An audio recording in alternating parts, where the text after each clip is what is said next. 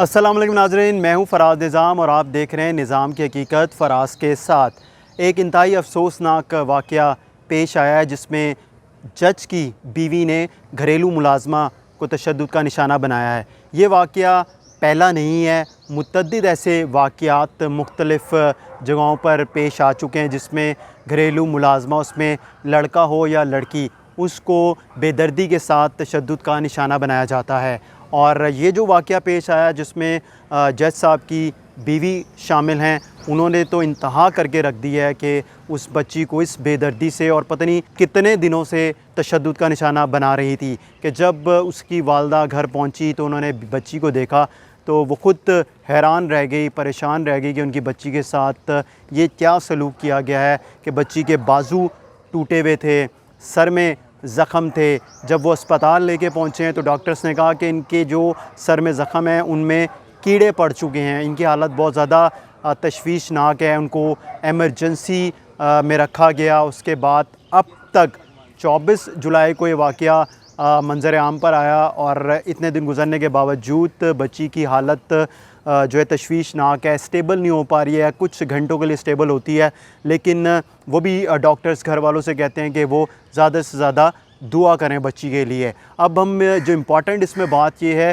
कि कितने दिनों से वो तशद्दुद का निशाना बना रही थी। हमारी इस हवाले से पुलिस से बात हुई है तो उनका बताना है कि जो भी तक तहकीकात की गई हैं, तफ्तीश की गई है, बच्ची के जो ज़ख़म हैं उनको देख कर ये मालूम हुआ है कि कई दिनों से, यानी कि कई हफ़्तों से, महीनों से बच्ची को तशद्दुद का निशाना बनाया जा रहा था।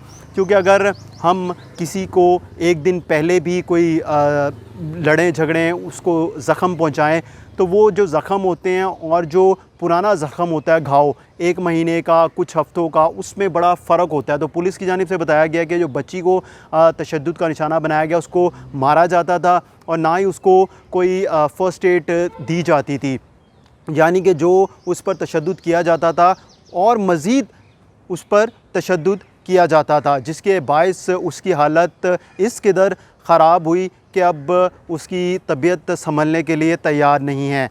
दूसरी जानिब अगर आप देखें, जो पुलिस ने उसमें दफ़ात लगाई वो बेलेबल थी और जो सिविल जज साहब हैं उनकी बीवी ने अपनी ज़मानत भी ले रखी है। और होना तो ये चाहिए था कि अगर उनने ज़मानत भी ले रखी थी और ज़मानत लें वो अपनी, कोई ऐसी इसमें गलत बात नहीं है, क्योंकि जज साहब की जानिब से कहा गया कि उनकी बीवी ने तशद्दुद नहीं किया, ना ही उन्होंने कभी ऐसा कुछ देखा कि उनकी बीवी की जानिब से मुलाज़मा को तशद्दुद का निशाना बनाया गया हो।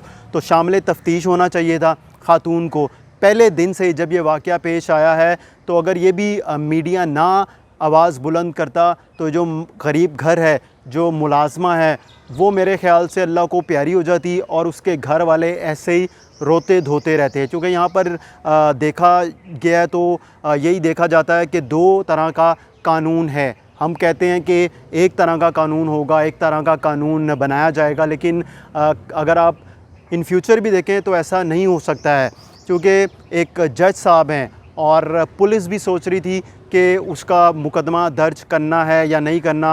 कई घंटों तक तो पुलिस को यही रहा कि मुकदमा दर्ज करना है तो क्या दफ़ात शामिल करनी है, और पुलिस ने अपनी हाई कमांड से पूछा उसके बाद कि मुकदमा दर्ज किया। अब इसमें एक इम्पॉर्टेंट पहलू ये है कि अगर आप किसी से लड़ते हैं और उसका बाजू तोड़ देते हैं तो उस वक्त तक आपको रिहाई नहीं मिल सकती या आपको रिलीफ़ नहीं मिल सकता जब तक वो शख्स मुतासरा ख़ुद से आपको मुआफ़ ना कर दे। और इसमें जो दफ़ात लगती हैं वो नॉन बेलेबल होती हैं। अगर आप किसी का लड़ाई में दाँत तोड़ देते हैं, सिर्फ एक दाँत तोड़ देते हैं और ब्लीडिंग होती है, या आप यहाँ से होंठ उसका फाड़ दें, उसकी होंठ से ब्लीडिंग हो और उसको टाँके आ जाएं, तो इसकी सज़ा उस वक्त तक वो भुगतता रहेगा जब तक आप दोनों पार्टियों में कॉम्प्रोमाइज़ ना हो जाए। और यहाँ पे तो एक मासूम बच्ची है, गरीब घर से ताल्लुक़ रखती है, जिसका दोनों बाजू तोड़े गए और शदीद किस्म के पूरे जिस्म पर ज़ख़म है, सर पर इतने शदीद ज़ख़म है कि उसमें कीड़े पड़ गए हैं।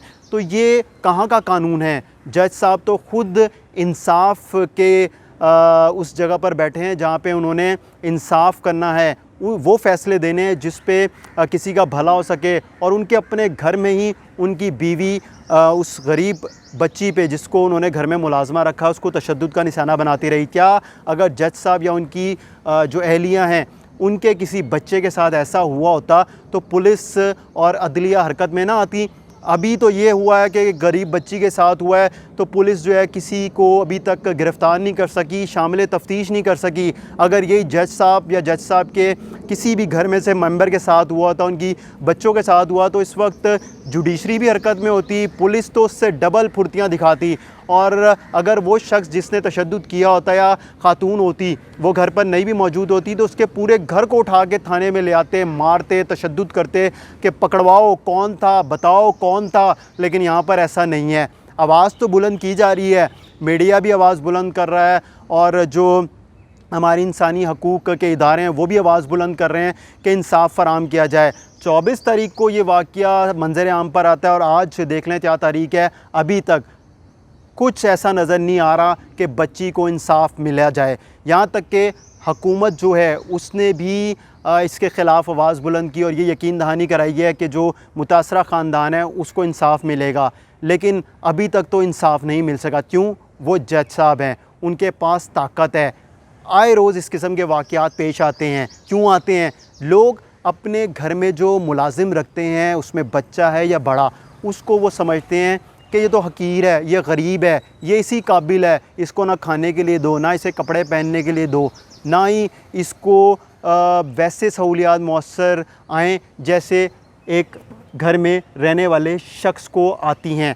क्या कभी ऐसा सुना है आपने कि कोई भी मुलाजिम हो उसको लोग अपने साथ बिठा कर खिलाएँ, या कभी ऐसा सुना हो कि उसे अच्छे कपड़े दे रहे हैं? बहुत कम मिसालें ऐसी जो लोग सुलझे हुए ख़ानदानी हैं जो इस तरह का रवैया इख्तियार करते हैं। वरना यही सुनने में आता है कि बच्ची को तशद्दुद का निशाना बनाया, बच्चे को तशद्दुद का निशाना बनाया, कोई बड़ा शख्स है, ख़ातून है, उस पर तशद्दुद करते हैं, गालियाँ देते हैं। पढ़ा लिखा तबका है ये। आप मुलाजमा ना रखें, आप मुलाजिम ना रखें। अगर आपको कोई तकलीफ़ है, तंगी है, आप उसको निकाल दें। आप पैसे दे रहे हैं, वो पैसे लेकर काम कर रहा है, नहीं काम करता, नहीं आपकी बात सुनता, बदतमीज़ी करता है, अब उसको सख्ती से अल्फाज अपने ऐसे आपके होने चाहिए, आप उससे उसको समझाएं। नहीं समझता, आप उसे नौकरी से निकाल दें। ना कि आप इस तरह तशद्दुद का निशाना बनाएं कि वो पनाह मांगे अपनी मौत के लिए। ज़िंदगी की बाजी हारती हुई है जो बच्ची है, जो अस्पताल में भी मौजूद है, इसके घर वाले सिर्फ़ यही दुआ कर रहे हैं कि अल्लाह ताला उस बच्ची को सेहत अता करे। और क्या हमारा इस्लाम ये कहता है, हमारा मज़हब ये कहता है कि आप किसी को तशद्दुद का निशाना बनाएं। अगर आप किसी को उंगली भी लगा रहे हैं तो आपको ये सोचना चाहिए कि मेरे इसे उंगली लगाने से तकलीफ़ तो नहीं पहुंचेगी। और यहाँ पे तो इतनी बेदर्दी से मारा गया और वो ख़ातून ज़मानत लेके आराम से अपने घर में मौजूद है। ना ही उसे कोई पकड़ने के लिए जा पा रहा है, ना ही उसको पकड़ने की कोशिश की जा रही है। ये सिर्फ़ और सिर्फ पुलिस के वैसी बयानात हैं कि ज़मानत ली हुई है ख़ातून ने। पुलिस अब अगली जो हेयरिंग है उसके ऊपर क्यों नहीं उसकी ज़मानत ख़ारिज करवाती है और उसको क्यों नहीं गिरफ़्तार करती है, शामिल तफ्तीश क्यों नहीं करती है। कोई आम आदमी होता, कोई गरीब जो घर ताल्लुक़ रखता है घर से या अपने ख़ानदान से, उसके साथ तो हर तरह का रवैया इख्तियार किया जाता है, हर तरह की सख्ती इख्तियार की जाती है। ये जो बासर लोग हैं इनके लिए कानून अलग है, गरीब के लिए अलग है। क्या जज साहब आप जिस कुर्सी पे बैठ के इंसाफ़ करते हैं, क्या आप इस बच्ची के लिए इंसाफ़ करेंगे? अपनी बीवी को शामिल तफ्तीश क्यों नहीं करवाते आप? क्यों नहीं उससे पूछते कि तुमने क्यों इस बेदर्दी से मारा है? अपनी बच्ची को मार के दिखाओ ना ऐसे, उसको कितनी तकलीफ़ पहुंचेगी माँ को अपनी बच्ची पे जब वो हाथ उठाएगी। और दूसरे के बच्चों बच्चियों के ऊपर इस तरह तशद्दुद करते हैं। हमारी दुआ है कि अल्लाह ताला उस बच्ची को सेहत तंदुरुस्ती दे। जिस तरह डॉक्टर्स बता रहे हैं कि उसकी हालत बहुत ज़्यादा तशवीशनाक है, अल्लाह ताला उसके हाल पे रहम करम फरमाए और उसको सेहत तंदुरुस्ती अता करे। हमें इजाज़त दीजिए और इस बच्ची के ख़िलाफ़ आप सब लोग मुसलसल आवाज़ बुलंद करते रहिए ताकि इस बच्ची के लिए इंसाफ़ हो सके। हमें इजाज़त दीजिए। खुदा हाफ़िज़।